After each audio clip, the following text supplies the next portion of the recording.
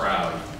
I was here for the motivation show about 6 months ago, and they were pretty hip on sustainability too, and we only got about 20 or 30 people out of the whole, out of a great group of people, but just to see this packed house was really nice.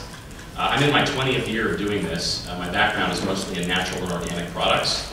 I've been looking specifically at sustainability for the last 8 or 9 years, trying to infuse models for sustainability for organizations who want to do a little bit more than just make money. And there's nothing wrong with making money, but I believe that we all know that there are side effects out there. And we've all heard it said that real beauty goes beyond appearances. And I think it's the same thing with becoming more sustainable, is that it's more than just an appearance. It's actually a corporate business commitment that you make. It's a personal commitment that you make as a business leader. And it's part of your mission statement. It's something that is part of the fiber of what you do. The marketing is increasingly easier to see through out there. There's a concept called greenwashing that we're going to get into a little bit later. But marketing without substance doesn't get very far in this day and age. We have too much information out there. There's too much communication. The application of sustainability must start with the core of your business. So it's pretty important to realize that. It's really not hard to be green. Even this guy in the suit and the red tie has got a little tree in his hands. The good news is that you are all biodegradable, by the way. Some more than others, more so than others. It really is easy. It's really not hard to be greener. And the thing that I want to impress upon you initially is that, yes, you have to have a commitment to doing this, but you don't have to do everything all at once. Your first mission is to stay in business. Your first mission is to provide return on investment. So that's the first mission of any for-profit enterprise. So it's very, very important to understand all society really wants from you, and by society we mean everybody and everything in it, is for you to consider the environmental and health impacts of your business decisions. That's it.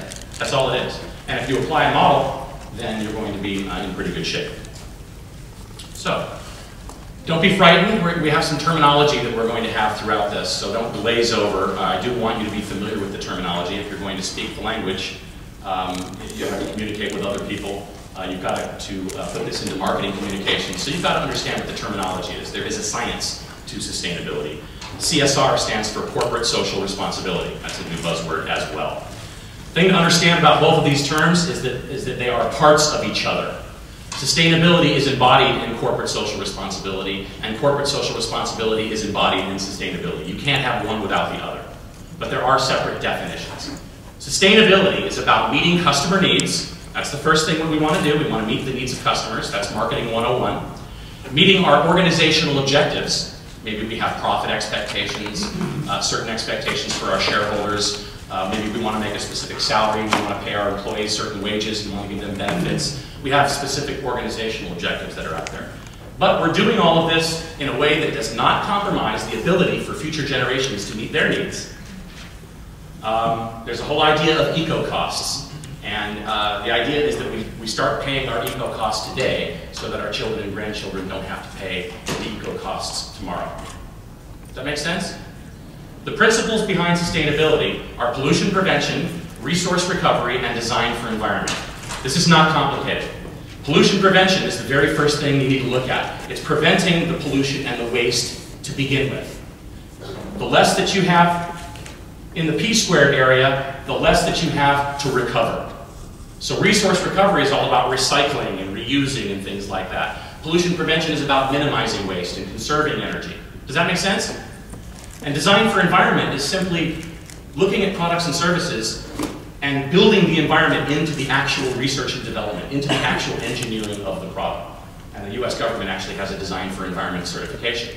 A lot of third-party certifications out there, so we'll try to cut through some of that in the short time that we have. So that's sustainability in a nutshell. Corporate social responsibility is not a very new idea. It's been around for 30, 35 years. And what it says is that the organization has 3 responsibilities. Whether you're a salon, whether you're making products, whatever it is. Your first responsibility is your profit responsibility. You have a responsibility to your shareholders. You also have a responsibility to your stakeholders.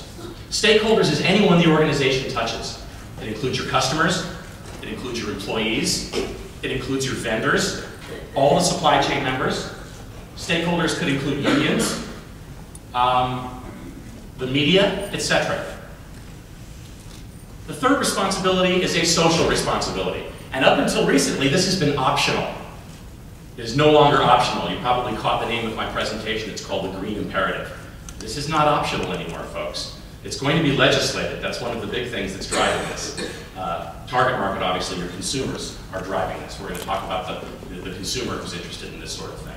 So there are a lot of forces that are coming in that are driving this industry, making it an imperative. Social responsibility means that the organization sees that it's part of a bigger picture. It's bigger than just the supply chain. It's bigger than just making a profit with the shareholders. And that includes the ecosystem, which includes everybody that doesn't have a voice. The plants and the animals, you know, the water, the atmosphere, that sort of stuff. Everything in the ecosystem. So social responsibility says that the organization has a broader responsibility to the rest of society, and they are responsible for their actions. So that's really what we're talking about here. Cause-related marketing, and again, sustainability is somewhat of a synonym. Cause-related marketing is a concept that we're going to go through a little bit later, but this is really where everything began, giving to a cause. The NFL and United Way, anything having to do with breast cancer, you know, the American Diabetes Association, all kinds of different causes out there, from the Sierra Club to Greenpeace, to various local environmental organizations. There are tens of thousands of causes out there. Cause-related marketing has always been a big part of social responsibility. Aligning yourself with the cause, right? Giving back to the community a little bit. But we're taking this a lot further than that. That's 1950s, 1960s mentality now. It's changed quite a bit.